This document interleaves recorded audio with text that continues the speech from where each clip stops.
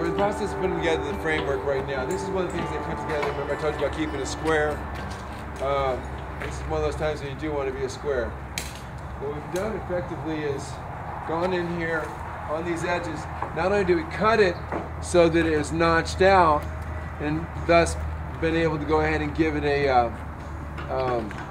overlap joint, and then put a lag bolt through it that comes all the way down.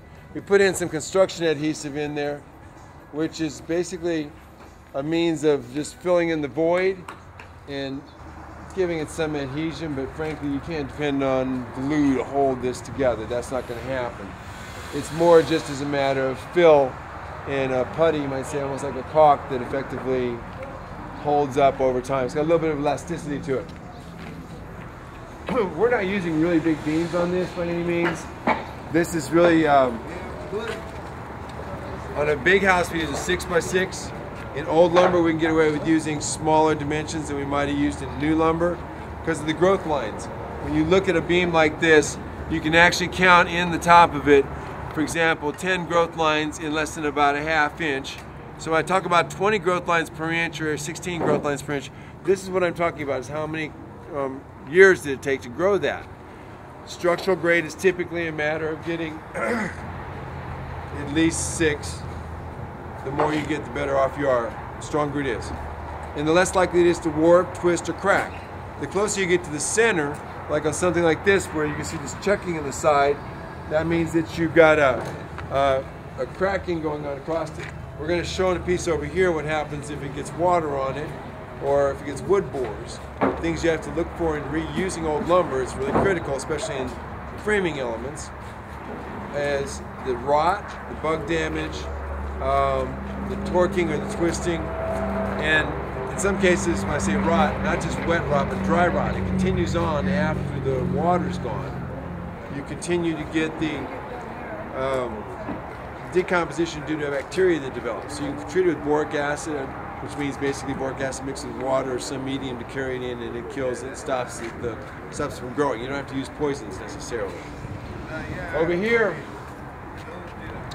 I just caught them getting ready to use this, and this is a 4x6, and it's going to be a cross beam. It's going to cross right here, and then we'll go ahead and drop 2x6s across that way. Part of what makes this strong in the end is that we're also nailing down diagonally laid shiplap or 1x12 or some sort of subfloor, this solid lumber, 3/4 inch, and then we're nailing into it so that it holds that down before we put the flooring in, which goes on top of that. The flooring runs this way, which means it gives it additional strength to these long pieces, and effectively that helps hold the floor up as well. It's not, if you collapse the floor, you actually have to collapse all that wood material and grain together. But obviously in something like this, your nail's not going to hold very well. So as they're getting ready to cut this to notch it, to drop it in like that with a half notch, and I come along and look at it, and of course, what am I seeing? Well, first of all, it's a beautiful, beautiful tree. I mean, this thing has a little bit of a heart, wasn't very mature, but you can see the heart, the red part, and then you see more yellow. Okay, this red part in this little tiny section right here, you're probably looking at 100 years of growth right up to that point. But what happened along the way was this thing got water on it. In the water, as it sat on it, you can see on this side how it tends to catch it. Well, out of these outer layers, as it caught it, and that's not, this is heart, and this is sapwood. The sapwood, when it got wet, separated from the heart. This is easier to rot. Heartwood, the reason heartwood, and you hear about it, it's talked about as if it's a species. It's a cut of a tree. It could be heartwood in loblolly, it could be heartwood in longleaf. But in longleaf pine, it's a beautiful red. And even in loblolly, but loblolly has to get pretty old. Old species loblolly. Now we never see loblolly old enough to have a heart anymore. It's like cutting down children. Literally, I mean, the sad part is when they deforested, they took everything. But now, the few loblollies, longleaf that are left, there's like 100 acres in Alabama. They're trees that are 100 years old, 110 years old. You go down and cut a tree down like that, you're just wasting it. Because it hasn't developed the heart, it hasn't developed its its longevity. Cypress has to be 200 years old before it develops its rot resistance, its bug resistance, and longleaf before it gets strong. And this is the part that's the strongest, the most resistant in my porches. It's the most resistant to rot. It's the most resistant to the bugs. It doesn't expand and get all distorted and warped and crazy. It'll expand and then contract to the same shape again, like a memory. And so, this in case is a good example of what happens when water gets on there and it rots the sapwood away, but the heart's pretty sound. You can see how it hardly rotted at all. And yet, the other side,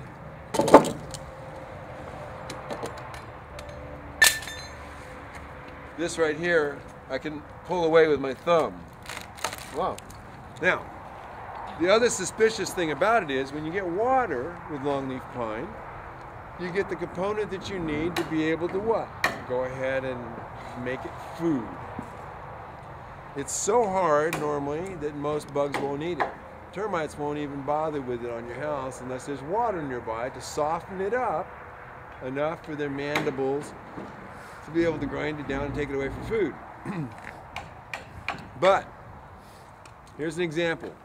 When you see a couple of these really little teeny indications, those little tiny pinholes, they look like somebody ran a nail in there, but wait a minute, that's not going to be a nail there, a little nail there, a little. See that hole right there? These little holes right there that you see I'm handing this around. That's your giveaway that there's wood borers. Now wood borers, those cute little creatures that come along, manifested, I'm sure, for the purpose of helping dissolve all the stuff that needs to go back to nature again. And they go in there and they lay their egg right underneath the surface. And then when their egg hatches, it's got all this great food around it. And as the larva, as a little worm or a little grind or meal worm or whatever it might be, it continues to dig that hole right down on in there and eat, really good, really good. Oh wait, I'm old enough. Hey, you know what? I got those hormones. I need to go find a mate. So it comes up to the top, where just about the same time its mates are coming up. And they meet each other and have a party and go back down underneath and lay babies. And then as they go along, those little babies, you can see this is a mixture of adult and baby poop. After they eat, they leave behind a trail. Unlike termites, it's not sand. Okay, so when you dig this out and you look at that really close, it looks like it might be rot. Here, have some wood borer poop. The problem with it is you only see those fine little pinholes on the surface. But when you look over here, what you actually see is it's almost like dust on the inside. That dust is the leftover of the wood.